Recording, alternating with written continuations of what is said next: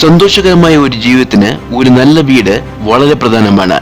എന്നാൽ ജീവിതത്തിൽ സന്തോഷം നിലനിൽക്കാൻ എവിടെ വീട് പണിയണം അല്ലെങ്കിൽ ഏത് സ്ഥലത്ത് വാങ്ങണം എന്ന ചോദ്യത്തിന് എല്ലാവരുടെയും മനസ്സിൽ ബാക്കിയാകുന്നു. നമ്മുടെ ജീവിതത്തിലെ വരുമാനത്തിന്റെ വലിയൊരു ഭാഗവും വീടിനായി ചിലവഴിക്കുന്നതിനാൽ ചില കാര്യങ്ങൾ നമ്മൾ ശ്രദ്ധിക്കണം. വീട് മോശമായ സ്ഥലത്താണെങ്കിൽ ജീവിതത്തിൽ ഒരിക്കലും സന്തോഷം കൈവരിക്കാനാകില്ല.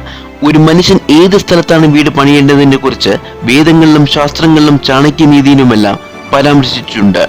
മോശമായ സ്ഥലത്താണ് വീട് നിർമ്മിക്കുന്നതെങ്കിൽ വ്യക്തിയും കുടുംബവും അവരുടെ ജീവിതത്തിൽ ഉടനീളം പ്രശ്നങ്ങൾ നേരിടേണ്ടി വരുമെന്ന് ചാണക്യൻ തന്റെ നീതിശാസ്ത്രത്തിൽ പരാമർശിച്ചിട്ടുണ്ട്. അതുകൊണ്ട് തന്നെ വീടിനെ കുറിച്ചുള്ള ചാണക്യന്റെ ഈ നയങ്ങൾ വളരെ ഉപകാരപ്രദമാകുന്നു.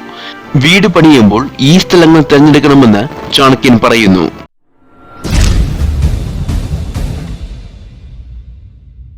ഒന്നാമതായി, സമ്പന്നർ വസിക്കുന്ന സ്ഥലം. സമ്പന്നരായ ആളുകൾ താമസിക്കുന്ന സ്ഥലം വീട് പണിയാൻ വളരെ അനുയോജ്യമാണെന്ന് ചാണക്യൻ പറയുന്നു. സമ്പന്നരുള്ളിടത്ത് ജോലിയും തൊഴിലവസരങ്ങളുമുണ്ട്.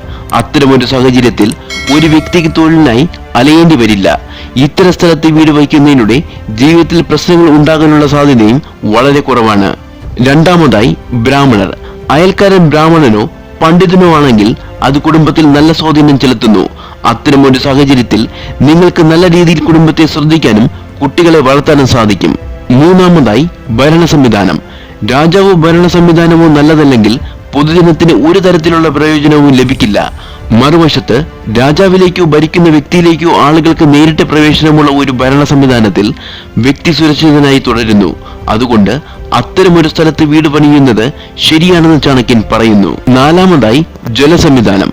പുഴയോ കുളമോ ഇല്ലാത്തിടത്ത് വീട് പണിയുന്നതുകൊണ്ട് പ്രയോജനമില്ല. അത്തരം വ്യക്തികൾ അസ്വസ്ഥനായി തുടരുന്നു. വീട് പണിയുന്നതിന് മുമ്പ് അവിടെ വെള്ളത്തിന്റെ സാന്നിധ്യം ഉറപ്പാക്കണമെന്ന് ചാണക്യൻ പറയുന്നു. സമ്പൂർണ്ണ ജലസംവിധാനം ഉള്ള സ്ഥലത്ത് മാത്രമേ വീട് പണിയുകയോ വാങ്ങുകയോ ചെയ്യാവൂ. അഞ്ചാമതായി, വൈദ്യ ചികിത്സ.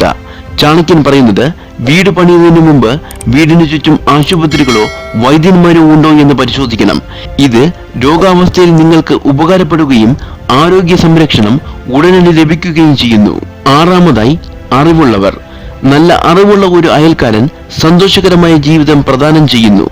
ബുദ്ധിയുള്ളവർ അയൽക്കാരനാകുന്നത് സന്തോഷകരമായ കാര്യമാണെന്ന് ചാണക്യൻ പറയുന്നു. കാരണം അവരുടെ പെരുമാറ്റം വളരെ മികച്ചതാണ്. നിങ്ങളുടെ കുട്ടികളും ശരിയായ രീതിയിൽ വളരുന്നു.